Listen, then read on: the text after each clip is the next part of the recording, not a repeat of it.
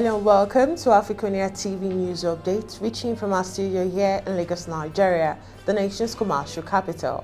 I am Deborah Ezeh, and many thanks for joining me. Our news update today will begin from Nigeria, where state governors on Thursday lambasted the Nigerian National Petroleum Company Limited for not remitting any funds at last month's Federation's Accounts Allocation Committee meeting. The chairman of the Nigerian Governors Forum and the governor of Ekiti State, Kayode Fayemi, also wondered how the oil firm was bold enough to declare profits when it had not been meeting its obligation. Fayemi spoke alongside other governors during the Nigerian Governors Forum section on natural resources at the Nigerian International Energy Summit 2022 in Abuja. The governors, however, stated that state governments were anxious to see that the Nigerian oil sector thrived, as the bulk of the country's earnings came from the industry. And still in Nigeria, 8 days after President Muhammadu Buhari assented to the Electoral Act 2022, the National Assembly has begun the process of amending the legislation which has divided Nigerians. President Muhammadu Buhari had written to the Senate to amend the newly signed act, and the President, in a letter addressed to the Senate's President Ahmed Lawan and read at the plenary yesterday, demanded the federal lawmaker delete Section 84, subsection 12 outrightly.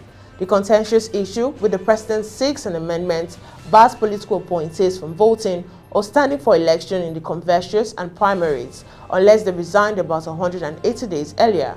The provision has continued to divide Nigerians who are either supporting President Muhammadu Buhari's call for its amendment or insisting it must be retained, while majority of Nigerians believe that retaining the provision gives all candidates level playing ground, such that politicians would not use their aides for the advantages during primaries.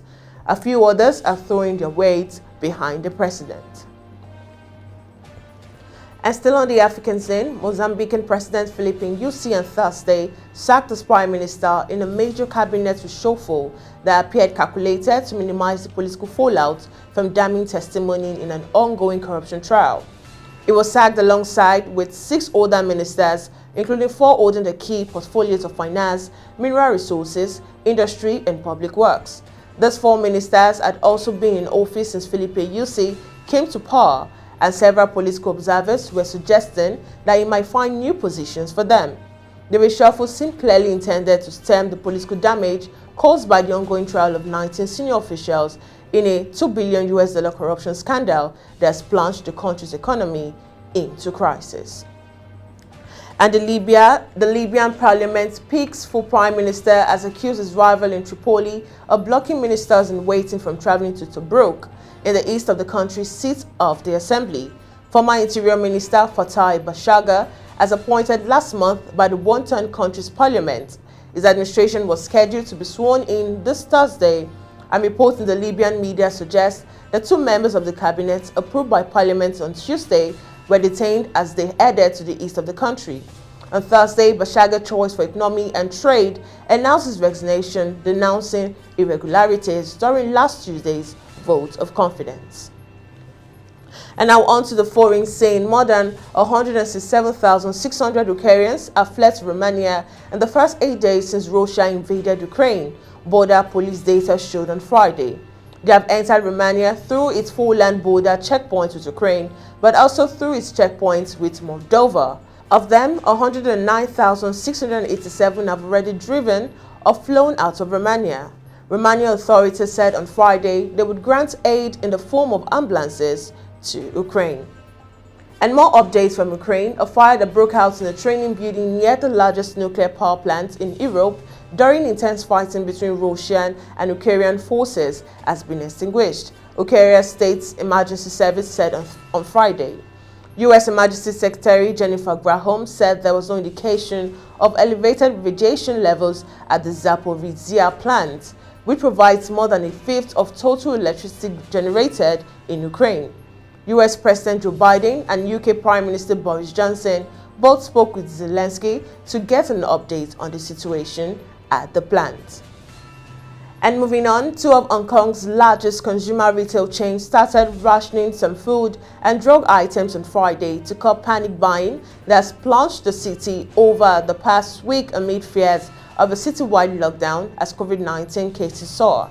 amid public complaints of confused officials messaging. Hong Kong Chief Executive Carrie Lam has said a government had no plans for a complete lockdown, while it plots compulsory testing of the city's 7.4 million residents, as the government would announce details of the plan when finalized. Authorities reported a new daily record of 56,827 new infections and 144 deaths on Thursday, an exponential rise from about 100 in early February. And now we head to the sports scene, where the Nigerian Football Supporters Club has appealed to all Super Eagles fans to close ranks and give maximum backing to the senior national team ahead of their crucial Qatar 2022 FIFA World Cup qualifier against Black Stars of Ghana in Cape Coast and Abuja. Nigeria is billed to meet Ghana in Cape Coast on March 25th before coming home to host the Black Stars at the MKO Abiola National Stadium, Abuja on March 29th. The winner of the tie over the two legs will qualify for the Qatar 2022 World Cup. Chairman of the foremost fan club in the country, Reverend Samuel, believes such united support from sports-loving Nigerians would guarantee Super Eagles qualification for the World Cup.